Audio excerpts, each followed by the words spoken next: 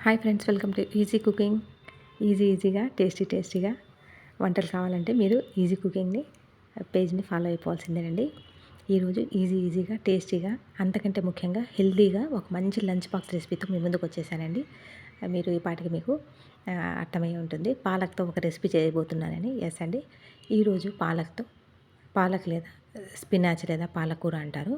దీంతో ఒక మంచి రైస్ ఐటము లంచ్ బాక్స్కి సూటబుల్ అనమాట. పర్ఫెక్ట్ లంచ్ బాక్స్ రెసిపీ అని చెప్పుకోవచ్చండి.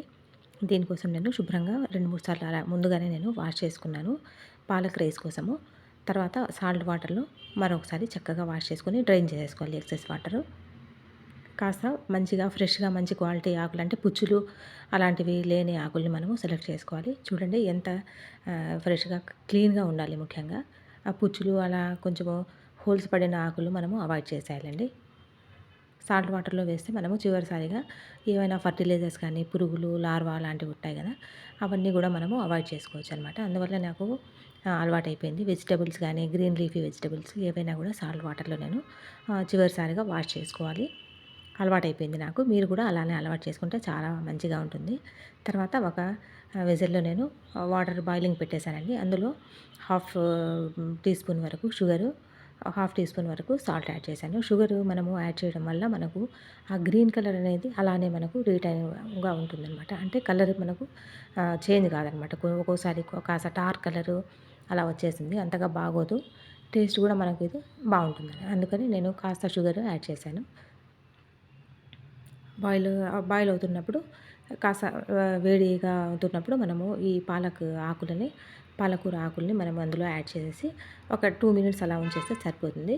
అలాగే ఒక 3-4 పచ్చిమిర్చిని కూడా నేను యాడ్ చేసుకున్నాను. మీరు కారాన్ని బట్టి పచ్చిమిర్చి అనేది యాడ్ చేసుకోవచ్చు. అలాగే కొన్ని కొత్తిమీర ఆకుల్ని కూడా వేశాను కాడలతో. ఒక్క బాయిల్ వచ్చిన తర్వాత అవసరం లేదండి.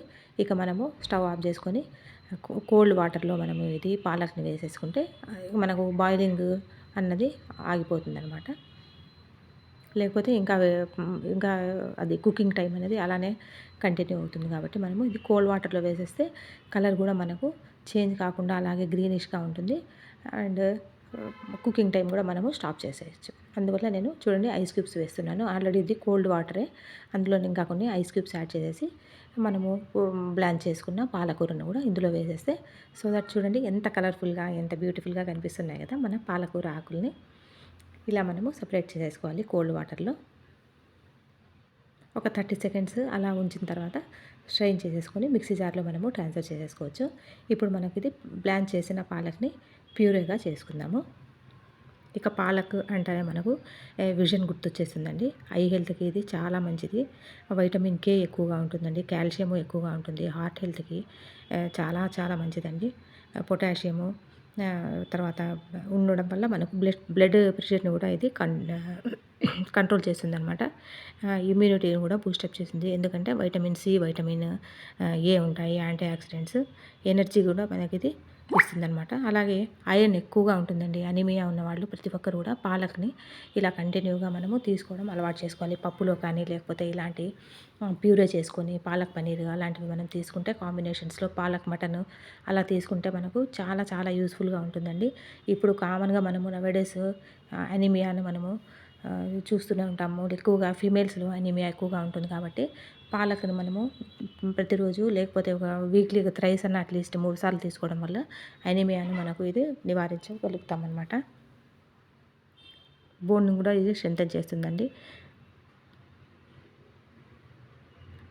యాంటీ క్యాన్సరస్ ఎలిమెంట్స్ కూడా ఇందులో ఉంటాయన్నమాట. డైజెషన్ కూడా చాలా చాలా మంచిది ఇది.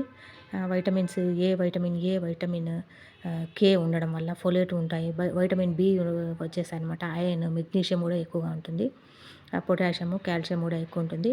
కాకపోతే ఇవి మనకు కిడ్నీలో కిడ్నీ స్టోన్స్ ఉన్నవాళ్ళు కాస్త తగ్గించి తీసుకోవాలండి.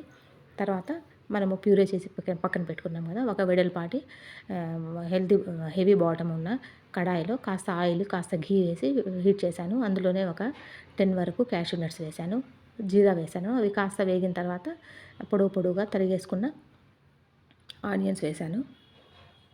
అలాగే ఎండుమిర్చిని కూడా ఒక 2-3 తుంచి వేసుకున్నానండి. చక్కగా ఇది మనము మీడియం టు హై ఫ్లేమ్లో గబగబా వేయించేసుకుంటే మనకు ఆనియన్స్ కూడా బాగా వేగుతాయి అన్నమాట. పచ్చిమిర్చి ఎండుమిర్చి రెండు నేను ఒక రెండు వేసి కట్ చేసి వేసేసుకున్నాను. తర్వాత కాస్త సాల్ట్ కూడా యాడ్ చేశాను. ఆల్రెడీ మనము పాలకులో కూడా మనం ప్యూరీ చేసేటప్పుడు వేసాము. తర్వాత ఇప్పుడు వేస్తున్నాము. డివైడ్ చేసి వేసుకోవాలండి సాల్ట్ ఎప్పుడైనా కూడా. ఇప్పుడైతే మెంతి కూర, చిన్న మెంతాకు ఇది కూడా కంపల్సరీ వేసుకోవాలండి, ఇది మిస్ చేసుకోవద్దండి. చిన్న మెంతి కూరను శుభ్రంగా బాగా వాష్ చేసుకున్న తర్వాత అందులో ఇసుక ఎక్కువగా ఉంటుంది కాబట్టి అది కూడా 1-2 కట్టలు అలా వేసేసుకున్నాను నేను.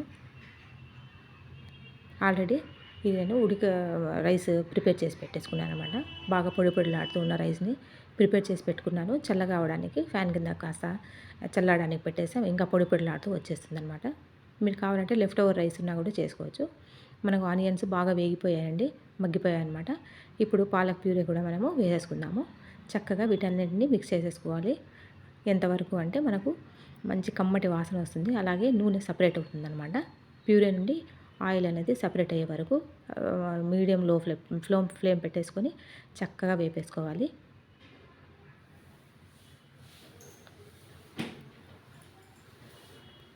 ఫాస్ట్గా అయిపోతుందండి. ఇందులో ఇంకా మళ్ళీ సైడ్ డిష్ ఏం అవసరం లేదు. కావాలంటే కాస్త రైతా పెట్టుకోవచ్చు.